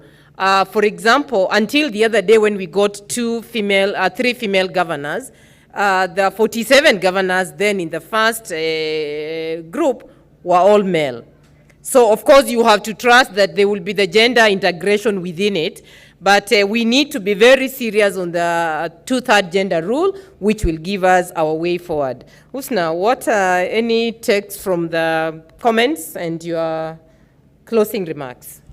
Thank you. Actually, thank you all who've really responded, give us comments, and I mean additional information and learning today. That's quite commendable. To the Deputy Governor, Your Excellency, I think with the UN, I must say there's always technical and financial support to the counties, big time. Actually, I need to say this, DG, because it's just last month when county government of Marsabit launched their social protection, actually 2 policies, social protection and gender policy. And I think that's very commendable. So the only thing now is to really make it active in a way that it has to be actualized. So that one, I must say, there's a lot happening in the counties through the various partner support. But I always say that if it's not owned by the counties, it's not going to be sustainable, because the counties are the duty bearers. And that also applies to any intervention at the national level. So the most important part is to really make sure that all interventions done by, state and non-state actors, by development partners, have to be owned by the people. The moment they are owned by the people, for the people, with the people, sustainability becomes very automatic. And I think that's something which we really need to bring on. And then that's on another note, is that wherever there is a right, there is a responsibility. And that is very, very important for us to really consider. There has to be a claim where we have to really follow up. And I think awareness, education, and really sensitization of our people of all these things, including the FLOCA and everything, so as the people can be really, are able to really take up that claim and own it up and be able to sustain the process. So, and of course, there's so many intervention, and I agree with my sister there from Marsabit, who was talking about when you look at women, let's make sure we go a little bit deeper to really understand the different context it is. And I think even for us as FAO, for a long, long time in Kenya, we've really tried to work within the arid and semi-arid to really bring out the opportunities and the potential of that areas. And she's mentioned quite a lot of the things. And I think there's so much intervention. I know there is a very big and a very strong women group who have really gone into camel milk big time. And you can imagine what happens before when we talk about camel and pastoralists, it's all a men affair. But now they've really taken in within the entire chain and picked up something they can be able to do. And that also includes, the technology. It's not about getting your hands dirty by milking cattle or milking camels or getting into the shamba and getting soil. What are other areas where we can really bring out our youth and women to work in, so as they are able to support? So I think that is what I can say for now. Of course, there is more, but thank you so much for the opportunity. Thank you. And she has raised a very key issue, one of tools. You cannot work on gender, and the DG there was a gender expert, worked around without the tools. We need the gender policies. So the counties that are here that do not have your gender policies, you cannot say you want to program gender without the gender policy. You cannot say you want to do gender without your gender strategy. You cannot say you want to do gender without your gender action plan. And all these put together will bring on board the issues that you need to address, and that systematically will get you to being gender responsive. Otherwise, when you look at gender generally, and you're saying, after all, it's men and women, you miss the point. You need to go into aspects of gender statistics that clearly will tell you the context, why and how, and then you get your action clear. Now, UNFPA, humanitarian setting, my friend. Any reactions to the interventions plus your closing remarks? And when you come to the humanitarian table, does everybody know that you need the dignity kits, for example? Thank you. Thank you, Commissioner. Winnie, I fully agree with the DG that gender analysis is imperative. And in the humanitarian settings and the other fragile situations, we have what is called the GBV, Gender-Based Violence in Emergencies Minimum Standards. There are 16 standards, and data collection, which includes analysis, is one of those standards. If we are looking at it from a protection point of view, we'll apply those 16 standards. If you want to familiarize yourself with them, we are available to give that support. But again, earlier on I alluded to the minimum initial service package for reproductive health, readiness assessment that can also help you in emergencies to tease out sexual and reproductive health needs that you should be addressing in emergencies. Commissioner Winnie has touched on Dignity Kids. It's a package that we do provide during emergencies so that women and girls do not find themselves in situations of desperation that erode their dignity. For instance, during the current drought, we have developed a drought-sensitive dignity pack that identifies those very, very critical needs of women and girls that they must meet, even if other things are also presented as priorities. And we are working with the partners to ensure that they are accessing that. We may not cover the entire population, but at least where needs are absolutely burning, we are trying to get there. I was asked also to comment on the aspect of participation and how we are going about it as a UN body. Participation should start all the way from the grassroots up to the macro level, the national level in our situation. What we are doing, for instance, during this particular drought situation, we have identified local women-led organizations so that they can deliver interventions at the grassroots, because it's only women who understand the challenges that fellow women and girls are going through. And some of the organizations that we are working with, like Disability Trust, are women that focus on issues that are experienced by women with disabilities. When we go to the mid-level, we are building capacities of actors to ensure that they have the required skills to address gender and reproductive health issues during emergencies. We are now planning to train gender directors, and we are working with the State Department for Gender. We've also invited the National Gender and Equality Commission to take part in this information sharing training, so that as they oversee gender interventions in their respective counties, they have the requisite skill to drive that agenda. At the national level, in terms of, again, of participation, we work with the institutions like the State Department for Gender to ensure that officers have access to the right platforms for information sharing, for advocacy.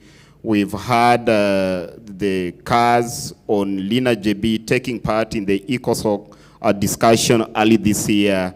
We've also invited the Climate Change Authority to take part in the Africa Climate Week that had a side session on gender issues. So at that level, we are looking at policies and how they are creating space for reproductive health and gender issues. Thank and you. I just want to conclude by saying that we have listened to the director's call and we'll take it up. I'm sure that when we come back for the next Devolution Conference, we shall have a national gender strategy that is actualizing the climate change Act. Thank you. Thank you, John. Just on that note, to say the Chair Gender Commission, already we had been asked by CS Judy Wahungu to help in it, so you need to pick that together with the volunteer that you've heard from the podium, together with the Climate Change Secretariat, and get it moving. On that note, I then want now to bring in Samuel Mushiri. Any comment? I know the one on the intergenerational strategy, we will pick it up with yourselves, UNFPA, and the Gender Commission. Let's hear your closing remarks or any of the responses from what has come out of the floor. Thank you. I think on my part, I think much of the comments coming from the floor was just some comments, and probably maybe I may not have anything to react to, but just to one of the GEC, I think I would want to say that climate change, I think, is one of the directorate that or the government institution that work very closely with GEC. So I don't think there's any document that we do in terms of climate change that we are not actually involving GEC, and I think even the moderator, you know that. We have come a long way with you trying to ensure that you help us to engender our documents. Then just I had said that probably we have not done what the question was, whether we have done the document, but I said no, but I said at least we are moving somewhere. So we have started, and we thought that it was better to start with something we are calling the National Climate Change Running Strategy. So we have already developed that we did finalized this year. We have not launched, but it is already ready and it is on our website, and it has actually captured all the aspects that are aspired to be in the other document that we will be developing. So we have moved forward in terms of ensuring that we have something or a strategy to ensure that we can be able to have that. Then quickly again, I think that I have already said that we have also done what we call public participation regulations that are also a requirement. So we have again elaborated exactly what it needs to be done, and that has also given now or taken care of all the aspects on gender, what should be done during any development of a strategy, policy on climate change, who should be able to participate, what are the thresholds, and gender has really been addressed, quite well addressed. I think what probably maybe I would also want to say is just to thank my fellow panelists here from the UN for promising that probably we are going to look into that issue to ensure that we can also develop the strategy there. And also, I am also sure that maybe my colleague and our colleague who we closely work with, Peter Odengu, he has factored in some good money for the Climate Change Directorate to ensure that we have some finances. As a directorate, we do not really we don't take actions, but we coordinate. So basically the money that we are going to get will be able to help us to do some of the policies that we are required to do. At this time, as I was said, we are really thin. We also, resources were not there, but we have at least been getting some few resources. This time, I think again, Furoka has also factored in that issue of the directorate, that we do not have enough resources to ensure that we can be able to ensure that we have been able to accomplish all that has been put in the Act, and I think soon we'll be able to do that. Thank you. Okay, thank you. And Peter, over to you. We have told you still you need to go into your drawing board for your grandmother to understand. So I hope you assure us that yes, you will. Commissioner, I will not go back to my grandmother because this flocker is designed by the known. Look how the hall is empty. It means gender issues are not taken seriously by the gender people. Just look. The whole white is nobody. Go to the green side, nothing. The other side, look, the other guy is behind. They are just busy. You see. So if you want to, if a problem is so serious, like climate change, and like the gender, the way it is coming in, and there are no people to be factored in, how do you do it? We are the people. Great. Now, two things. Most of my questions have been done. If I could have seen a hall full, I would have said a better thing. Okay. But number one, The missing of the gender representation has been responded by the ABO Commissioner. It was by office, not by designation of men.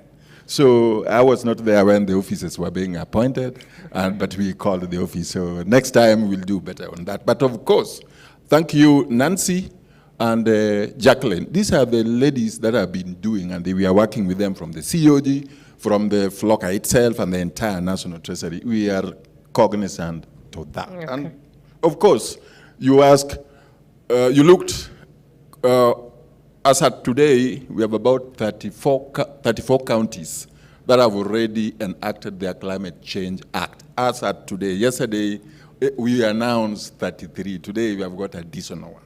All those laws, it is true that they are not harmonized. And there could be challenges in terms of the institutional framework, like by the officers. What we are already doing now, we have got a support from GIZ, which are now reviewing these new climate change laws. We will factor in that, but we want you to come and participate with those people when they are making the laws.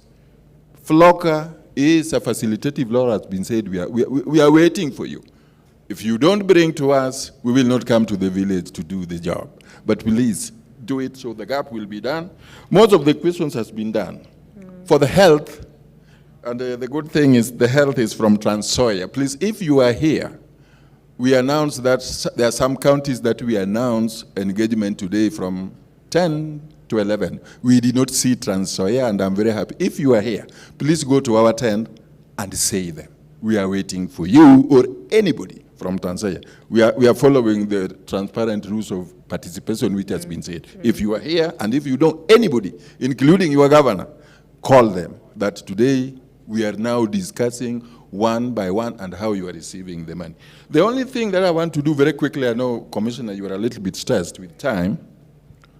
Agriculture is one of the sectors that are highly having serious number of policies, starting from seasonal paper number 1 of 1962. And it was the bedrock of all what we are saying today. I don't know who did it. Was it Mboya or who? Oh, great. But beyond that seasonal paper number 2, agriculture, and Kenya is the first country, I don't know whether it's in the whole world, that had climate smart agriculture strategy. Number 1. That is what worked with serious stakeholders. That got $25 billion for the last, from 2016. $25 billion to respond. That is attending, that money has been supporting ASAL and other counties, I think there are 23 counties, governor from about 23 counties, addressing those serious challenges. So, in FLOCA and in all the 33 that we have today, those are the policies that the money from FLOCA are going to support by enhancing initiatives that have been started. So, great, I will not, but now there is a question which is a little bit, I did not understand. You know, as penalist, I'm also a villager and I need, there was something to say that if we go back with these resources, then we are going to add additional burden to the women in the village. I don't know whether it was said, but it was said, but let me as a gender specialist tell you, the design of the program must be in a way that it benefits women rather than making burdens on them.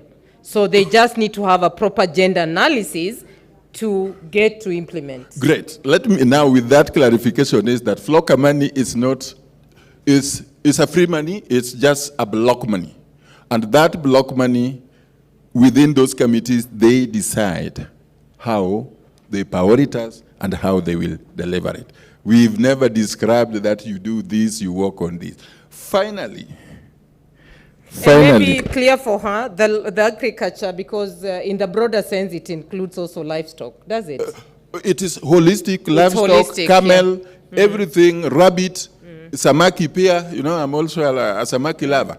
All those are there. And now the projects that we want there, livestock, including honey, all those things. Yeah, They are all beekeeping. included. That is why we allocated counties and the local communities a block money to come up with prioritized what she said, so that, because we don't know how. I am very lucky to have gone to my corner, Selegaparo, Gandile, and I know what you say. That is why we would have not assumed in Floka to say this and that. We give the county that block, and the county prioritize, bring to us, and we'll get. Finally, my closing remarks. Yes. The time is over for talks, or complaints, or this one is not getting this one. The money is now being devolved at the lowest level possible. That is, ward is the last level, but we are targeting villages and household.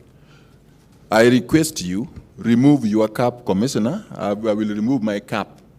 I will go back to my village, not as a consultant, but to sit with my village committee, useme hisu vitu unasema hapa. Alafu waka prioritize, wakuje tutaweka pesa kwa. Asanteni sana. Haya, hiyo tumesikia na tumeelewa, si ndivyo?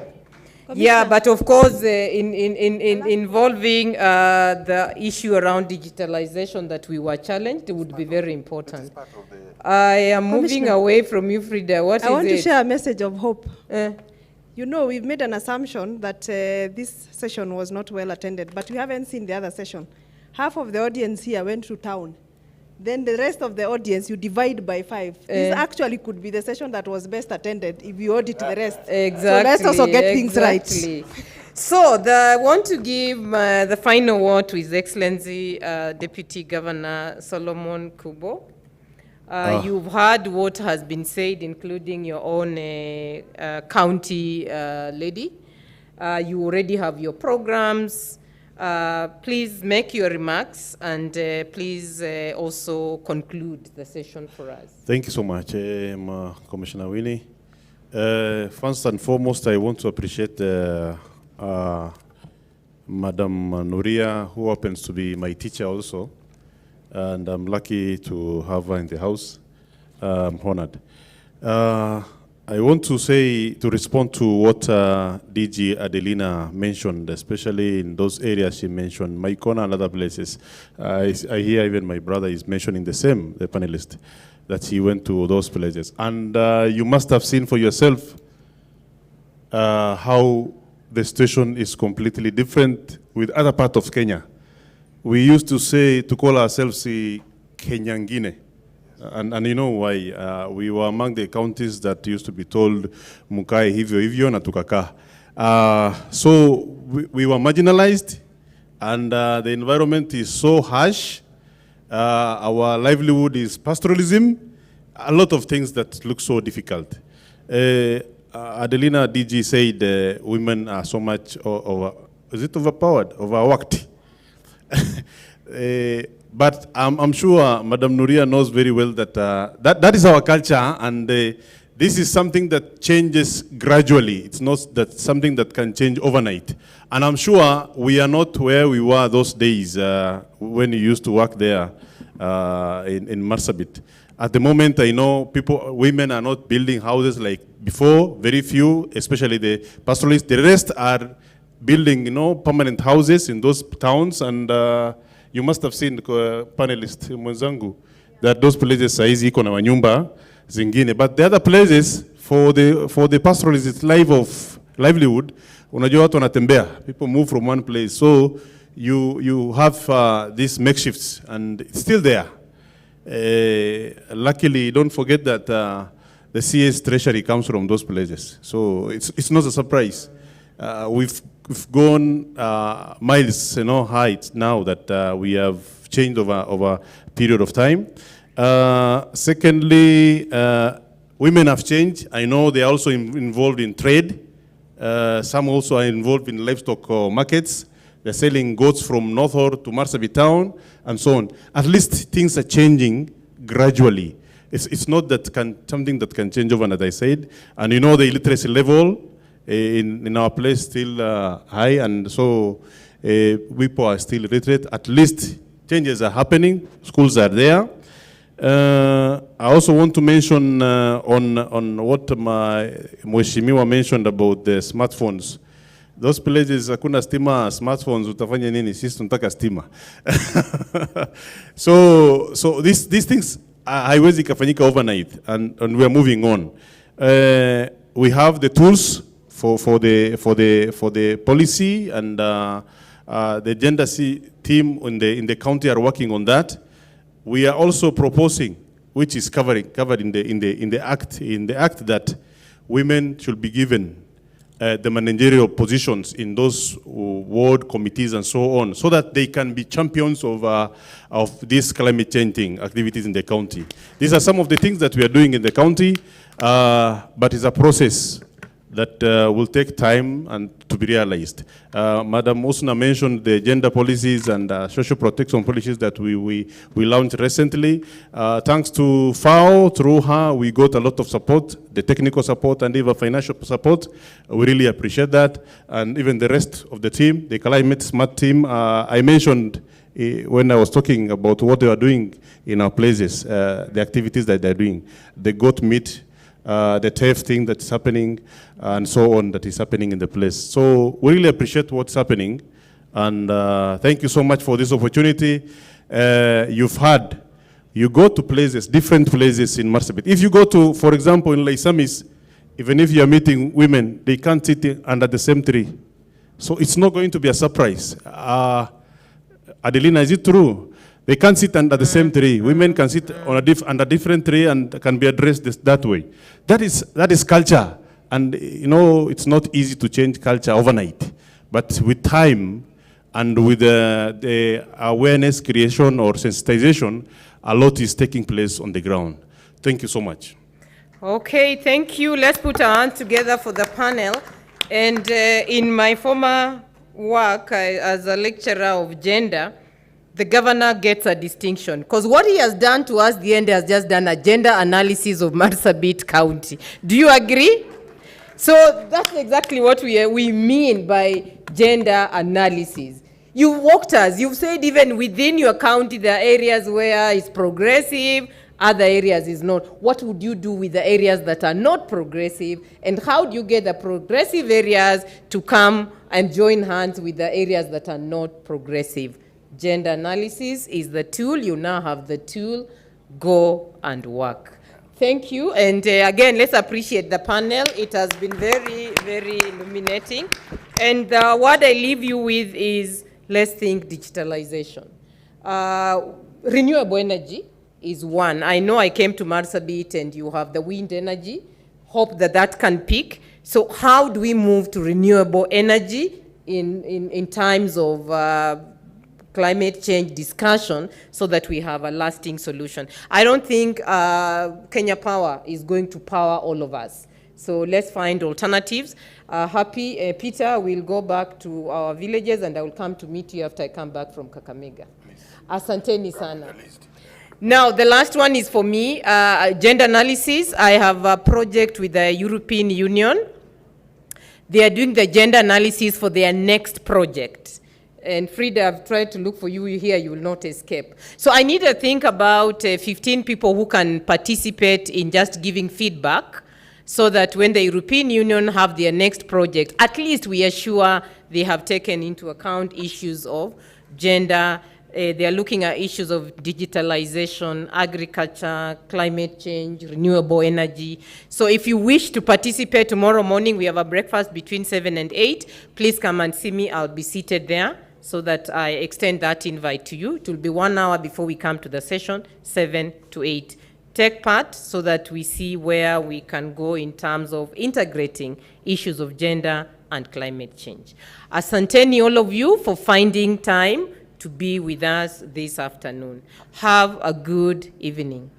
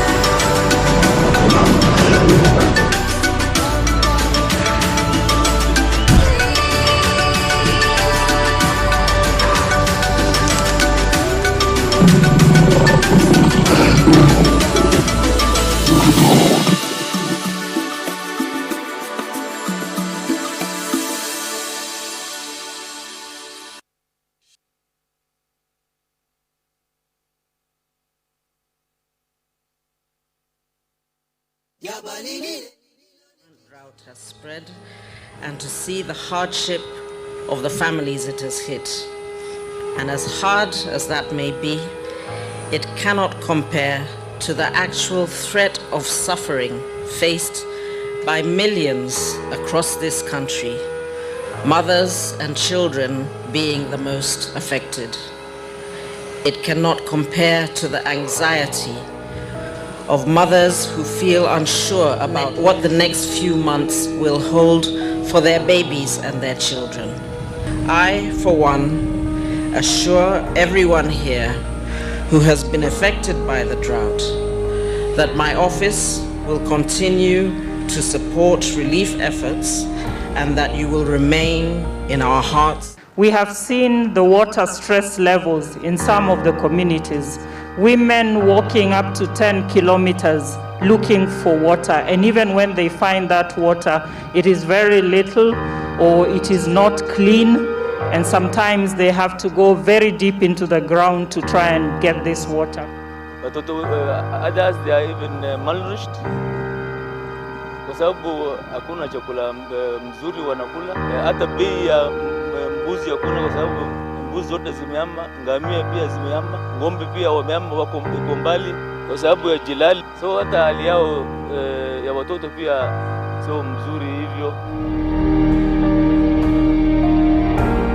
What is disturbing, from a disaster management perspective, you can see all the households have been submerged. So this poses a very serious threat to health. You can see there is a threat of bilharzia, there is waterborne diseases, mosquitoes are going to breed here. When you look at the weather conditions and the soil conditions, you expect this water to be here for the next at least 3 months. Common entities, as has been put before, trap communities in a cycle of malnutrition, anemia, poor learning, low productivity, poor maternal and child health outcomes, and the deepening of the type of NTD complications and disabilities such as blindness, swelling of limbs, organ failure, or even brain damage. Medical waste management. We also note that there is still an influx of medical waste that is not disposed in a safe manner. This continues to pose a great risk to the members of the public who interact with the waste materials. We therefore call upon all the county government to ensure segregation of waste is undertaken at source.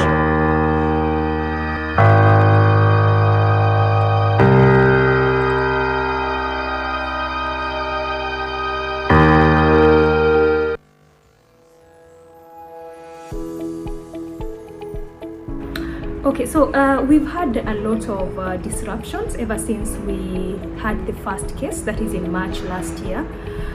For instance, nobody knew how to respond. Nobody knew what to expect. So the government came up with measures to ensure that the population was safe, protected, among other things. So the first reaction was to lock down the country. And when this happened, movement was restricted. We also had the issue of curfew, where populations or communities were locked wherever they were, and they were afraid of seeking services. The whole of this resulted in affecting the mental health of the population in a number of ways. And we even saw it when children went back to schools, our learning institutions. So these are some of the gaps that COVID has really exposed. COVID ilikuja ikafunga kila kitu, biashara kidogo ile wamama walikuwa wanafanya. I saw ladies or women or girls going through difficulty in their life. Kulikuwa na njaa sana. Na ninashukuru Mungu because I did what I was able to do. Wamama wengi, watoto wengi hawakulala njaa. Wakati wa hii COVID-19, vijana wengi waliinteract na watu wa bodaboda, wakaingia katika kasi ya mapikipiki ya watu na kuanza kubeba watu, wakashika pesa hapo, wakaingia upande ya Changarawe kuenda kuweka malori Changarawe. Wakati wanarudi shuleni, wengi wao walikuwa wanakatalia kwa sababu walishika pesa, so hawataki. The pandemic came in, we just walk one day and the schools were closed. That one somehow retrieved the community back from the light they have seen for many years now, back to those cocoons ya culture.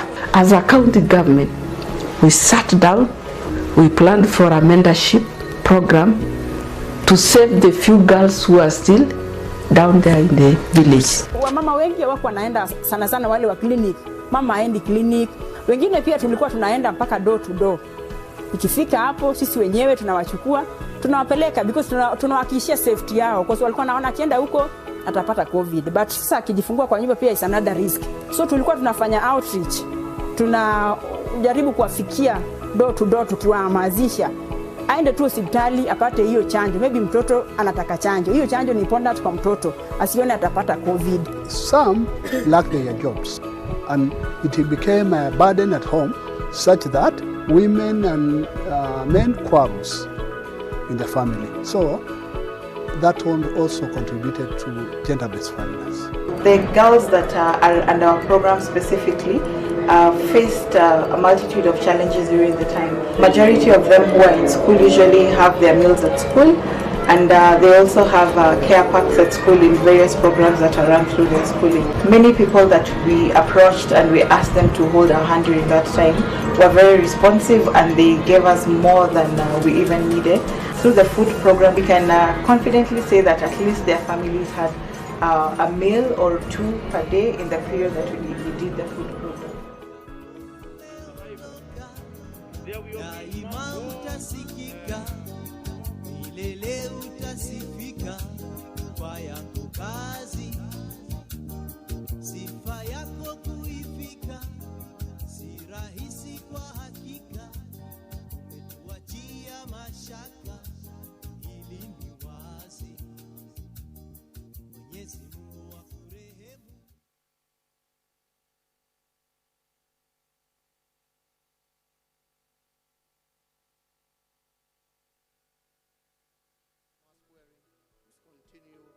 Hand washing and sanitize. We must continue with social distance, because ultimately these are the factors that shall ensure combat and defeat this deadly virus.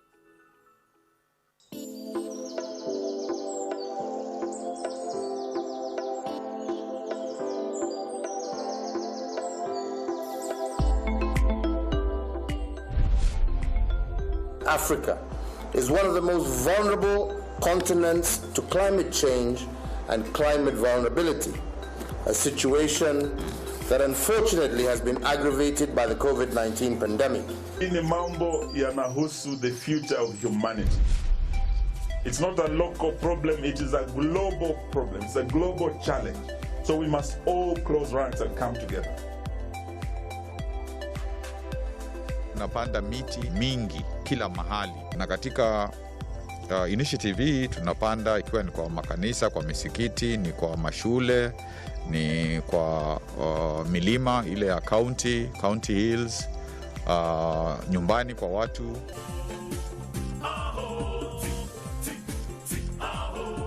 So bila miti hakutakuwa kuna uhai. So tumewaletea hii miti leo, tutapanda ile imebaki na nitapatiana report kule Council of Governors. Huwa tunasema miti ni maisha. Wakati huu tunapanda miti, ni jambo la muhimu sana kuchunga hali yetu ya mazingira, kwa sababu tunakuta kwamba ukame umeongezeka katika bara letu la Afrika kwa sababu ukataji wa miti.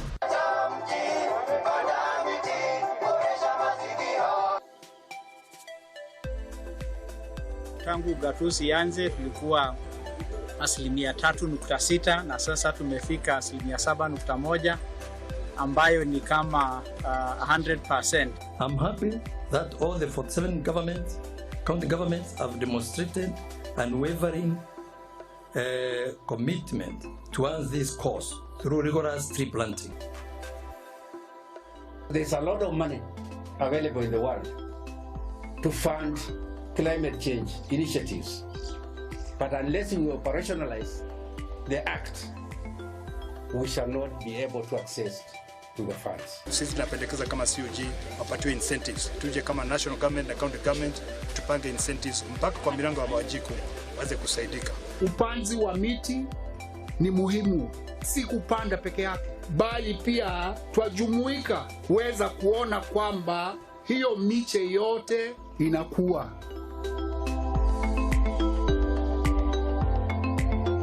Trees are very, very important.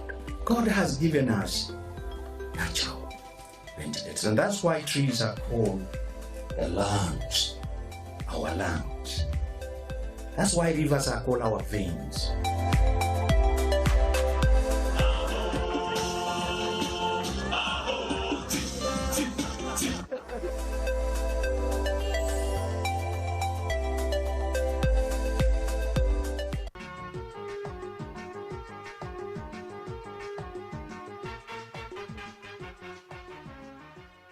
Climate change devastation is real, and evidence of increasing temperatures, failed rains, and degradation of environment in Mandera County, like adjacent arid and semi-arid counties, is common. The visual impacts of climate change are massive. Climate change has had emergency effects on livelihoods of pastoralist communities of northern Kenya, with severe shortage of water, pasture, and food.